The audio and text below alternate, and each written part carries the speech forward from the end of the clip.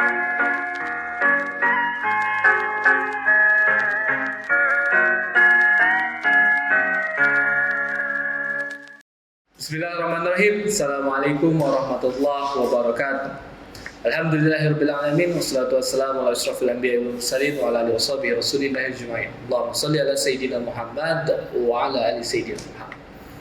Pada kesempatan ini izinkan kami berlima dalam kelompok mata kuliah Hukum Peradilan Agama dengan tugas podcast dengan dosen pengampu Bapak Mumu Mumin Muhtasidin SHMH dengan tema efektivitas Undang-Undang Nomor 16 Tahun 2019 terhadap pencegahan pernikahan di bawah umur. Nah, seperti yang kita ketahui, Undang-Undang Nomor 16 Tahun 2019 ini merupakan perubahan dari undang-undang sebelumnya, yaitu Undang-Undang Nomor 1 Tahun 1974 tentang perkawinan. Nah, di pasal 7 undang-undang tersebut dijelaskan bahwa batas minimal usia pernikahan itu untuk laki-laki nih Mas Bayu itu 19 tahun dan untuk perempuan itu 16 tahun.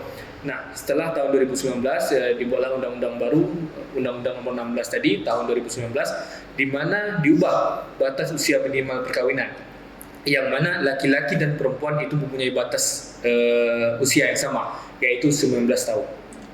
Nah, perubahan ini menyebabkan banyaknya batas minimal usia ini, banyaknya dispensasi pernikahan yang diajukan di pengadilan agama. Nah, untuk menanggapi atau mengatasi masalah itu, saya ingin menanyakan dulu nih kepada Mas Bayu. Ya, silakan.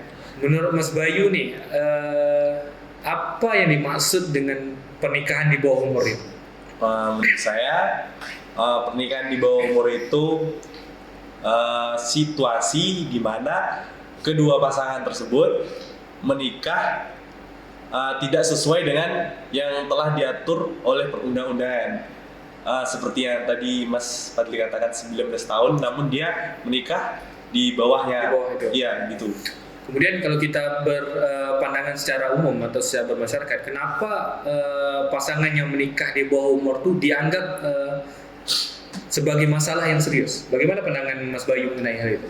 Oh, itu memang serius banget sih, Mas Fadli, karena di situ nanti memiliki resiko ataupun memiliki posisi yang negatif, yang dimana nanti bisa terjadi terjadinya mental dari kedua pasangan tersebut yang belum tentu bisa menghadapi dari keluarga tersebut nanti. Mungkin masalah ekonomi juga ketahanan fisik bisa jadi itu yang menjadikan poin-poin penting kenapa banyaknya pernikahan di bawah umur itu tidak berlangsung dengan semestinya atau gagal di perjalanan. Nah, kemudian saya ingin menanyakan dengan Mbak Usni nih, ketika kita membahas masalah pernikahan di bawah umur, nah jelas ada faktor-faktor penyebab. Menurut Mbak Usni, apa yang menjadi faktor penyebab terjadinya pernikahan di bawah umur? Menurut saya faktor-faktor yang terjadinya pernikahan di bawah umur. Pernikahan di bawah umur, tentu saja yang pertama adanya tradisi budaya.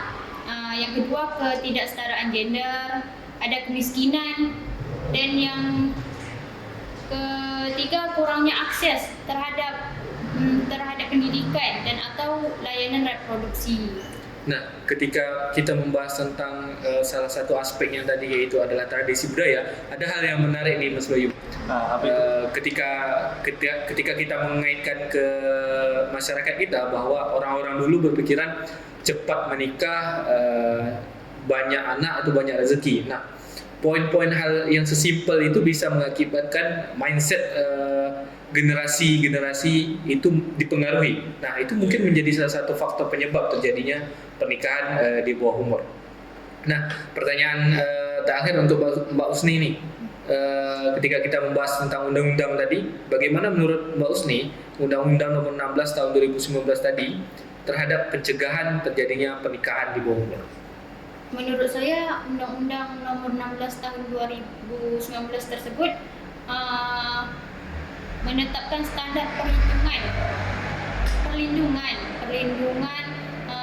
anak, termasuk ketentuan yang melarang perkawinan di bawah umur tadi kan, yang ditentukan oleh hukum negara kita.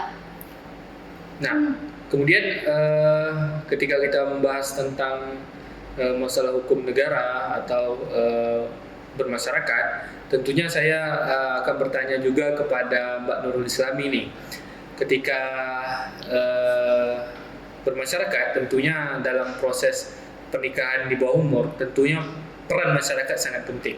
Nah, menurut Mbak Nurul Islami nih, bagaimana peran masyarakat dalam proses pencegahan terhadap pernikahan di bawah umur?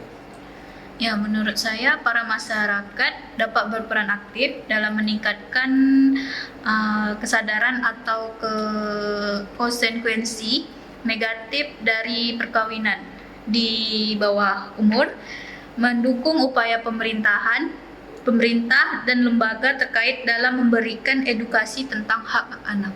Nah, tadi Mbak Nurul ada menyinggung masalah pemerintah. Nah, ketika kita membicara tentang penegakan hukum, jelas pemerintah mempunyai andil yang besar. Nah, menurut Mbak Nurul nih, bagaimana peran pemerintah dalam proses pengawasan serta penegakan Undang-Undang Nomor 16 Tahun 2019 ini terkait dengan proses pencegahan terjadinya pernikahan di bawah umur? Ya, terdapat langkah-langkah seperti peningkatan pelatihan bagi petugas terkait, pembentukan tim khusus untuk menangani kasus-kasus perkawinan di bawah umur, beserta peningkatan kerjasama antara lembaga pemerintah dan non-pemerintah dapat membantu meningkatkan pengawasan dan penegakan undang-undang tersebut. Nah, Mas Bayu tadi disinggung nih sama Mbak Nurul bahwa peningkatan sumber daya manusia atau peningkatan kualitas individu itu menjadi poin yang penting. Nah, kalau menurut Mas Bayu nih, apa yang harus kita lakukan sebagai peningkatan proses diri atau sebagai individu dalam mencegah terjadinya pernikahan di bawah umur?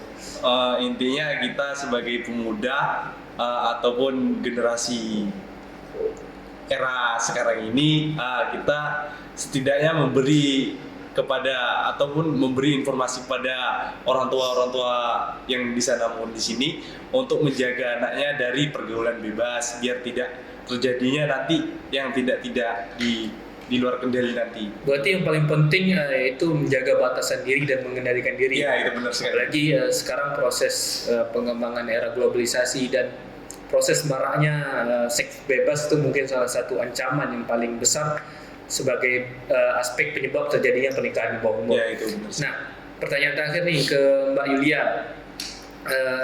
Ketika kita membahas tentang penegakan undang-undang, tentunya kita berbicara tentang sistem hukum.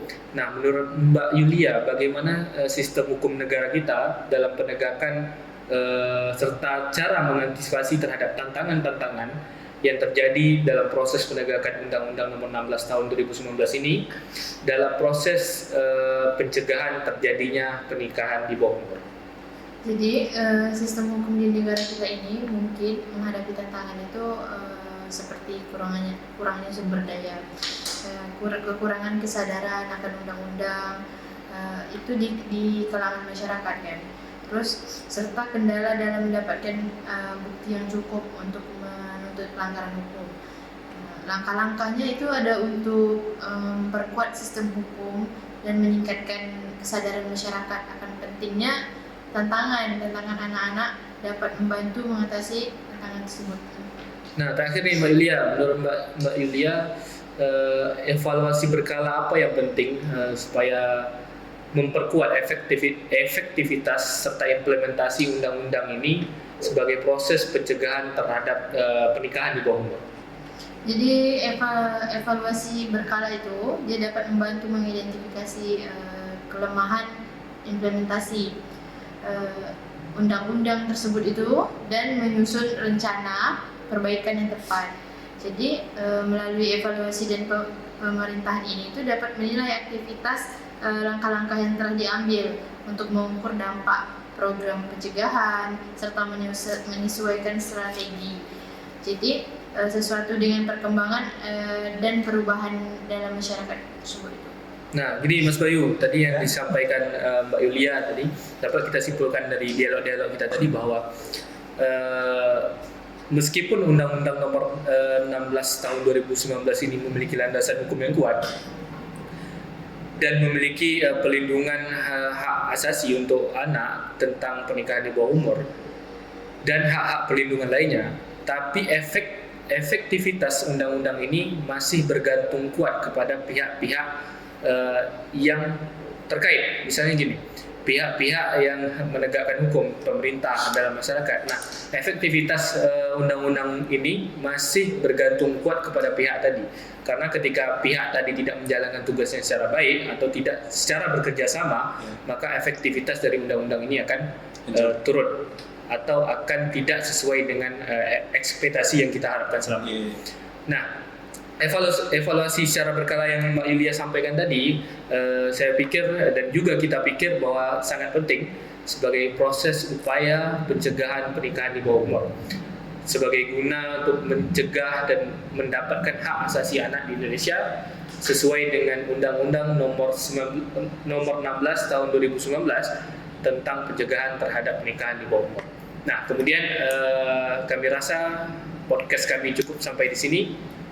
Dan ini yang bisa saya sampaikan. Saya mohon maaf dan terima kasih atas segala perhatian. Saya Muhammad Fadli Sifensyah. Saya Wildan Wikusuma. Saya Nurul Islami. Saya Siti Usminur Salma. Dan saya Yulia Nafisa. Wassalamualaikum Warahmatullahi wabarakatuh.